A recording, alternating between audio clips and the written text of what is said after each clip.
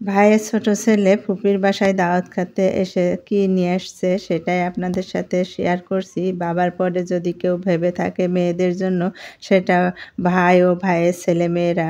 দেখতেই পারছেন স্ক্রিনে আমার ভাইয়ের ছোট ছেলেকে দেখা যাচ্ছে। ও নিজের বুদ্ধিতে এই আম আর দুধ নিয়ে এসেছে।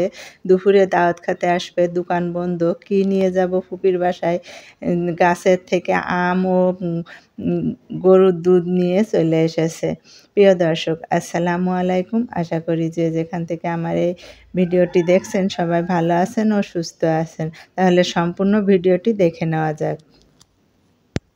প্রথমে দেখতেই পারছেন মাটির চুলায় আমি কড়াই বসিয়ে দিয়েছি। পরিমাণ মতো সরিষার তেল আর শুকনা মশলা, এলাচ, দারুচিনি, লবঙ্গ, তেজপাতা আর পেঁয়াজ কুচি দিয়ে দিলাম।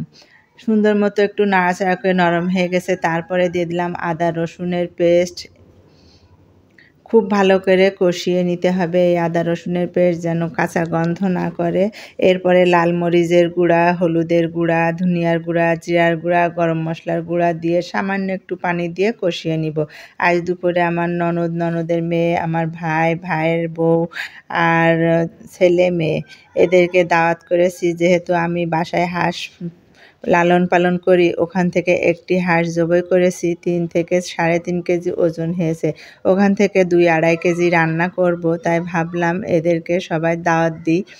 আর এই মাংসের পাশাপাশি কি রান্না করব সেটাও আপনাদের সাথে শেয়ার করব। সম্পূর্ণ ভিডিওটি দেখলেই আপনারা বুঝতে পারবেন। এই নারকেলের মাংস খুব ভালোভাবে কষিয়ে নেওয়ার পরে নারকেলের দুধ দিয়ে আমি রান্না করব।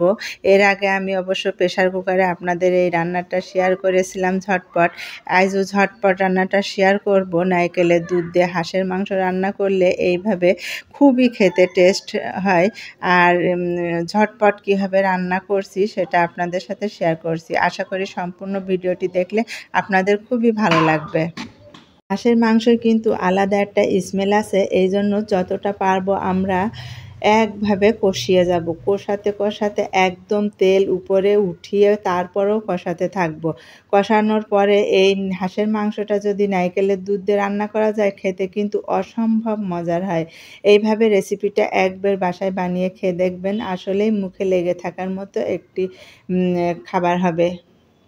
আজকে আসলে খুবই উল্টোপাল্টা বাতাস হচ্ছে, রান্না করতে একটু কষ্ট হচ্ছে। তারপরেও আমি রান্নাটা করে নিলাম। নারকেলের দুধ দেখতে পেলেন, খুব ভালো করে কষিয়ে দিয়ে দিলাম। এই নারকেলের দুধটা কিভাবে আমি বানিয়েছি সেটা আপনাদের সাথে শেয়ার করব। আসলে হাঁস লালন পালন করি, ঘরে সবসময় নারকেল কুড়ে ফ্রিজে রেখে দিই। যখন তখন হাঁস খাওয়ার ইচ্ছা হলে এই নারকেলের দুধ এইভাবে করে আমি হাঁসটা রান্না করে খেয়ে থাকি। নারকেল ডিপিতে বের করেছি, একটু দেখতে পেলেন। গরম পানি দিয়ে দিলাম। গরম পানি দিয়ে খুব ভালোভাবে চটকায়ে তারপরে চিপে দুধটা বের করে ছেঁকে নিব। এইভাবেই আমি নারকেলের দুধটা করে থাকি। এরপরে আমি নারকেলের মাংসের সাথে চালের রুটি বানাবো। চালের রুটি করার জন্য চুলায় একটি পাত্রে পানি বসিয়ে দিয়েছি, স্বাদ মতো লবণ, আর এখন দিয়ে দিচ্ছি। খুব ভালোভাবে বলক তোলা হয়ে গেলে চালের গুঁড়ো দিয়ে দিলাম। চালের গুঁড়োটা একটু ফাঁকা করে ঢাকনা দিয়ে ঢেকে রাখলাম। 3-4 মিনিট পরে আমি খুব ভালো করে মিশিয়ে নিব। খুব ভালোভাবে মেশাতে হবে যেন কোনো লাঞ্চ না থাকে, দলা পেকে না থাকে। এরপরে উল্টে পাল্টে খুব ভালোভাবে মেখে নিয়ে 5 মিনিটের জন্য ঢাকনা দিয়ে ঢেকে রাখবো। আসলে যত কষ্টই হোক এইসব তৈরি করে নিজেদের লোকদের খাওয়াতে পারলে খুবই ভালো লাগে।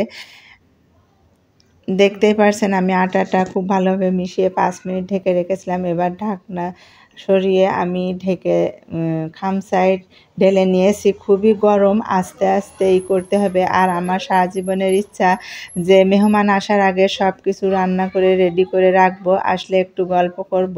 তার জন্য খুব তাড়াহুড়ো করছি। আটাটা খুব ভালোভাবে মথে নিয়ে গোল করে দেখতেই পারছেন রুটি বেলে নিচ্ছি। আর আমি ঝটপট রুটি বানাই, যেহেতু রুটিগুলো ছিঁড়ে খেতে হবে, এই জন্য আমি এত গোল করার চেষ্টা করি না।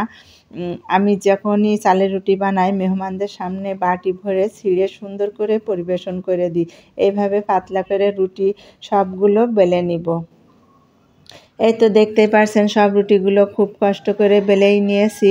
এরপরে চলেন বন্ধুরা সেঁকে নিই। আর সেঁকে নেওয়ার পরে 4-5টি সেঁকা হলে আমার হাজব্যান্ডের আগে খেতে দিই। যে কোনো মেহমানই আসুক না কেন, বাসার রান্না শেষ হলেই আগে সর্বপ্রথম আমার হাজব্যান্ডের খাইয়ে নিই। এই যে 4-5টি রুটি সেঁকা হয়ে গেছে, এরপরে আমার হাজব্যান্ডের খেতে দিয়ে দিব। তারপরে বাকি রুটিগুলো আমি সেঁকে আপনাদের সাথে শেয়ার করব কতগুলো রুটি সেঁকেছি। দেখতেই পেলেন, এগুলো আমার হাজব্যান্ডের খেতে এখন দিয়ে দিব।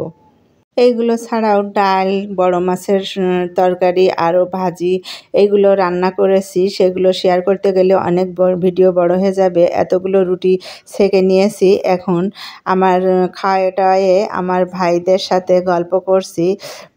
আমার ভাইয়ের ছেলে সবাই তৃপ্তি করে খেয়েছে। আর তো ওর শুতে ইচ্ছা হচ্ছে না, আর বাসায় চলে যাবে, তাই এখানে ঘোরাঘুরি করছে। আর ওর আব্বু আম্মুর বারবার বলছে বাসায় চলো, ওর এখন খেলার মন হয়েছে। আজ এই পর্যন্ত, সবাই ভালো থাকবেন। আল্লাহ হাফেজ।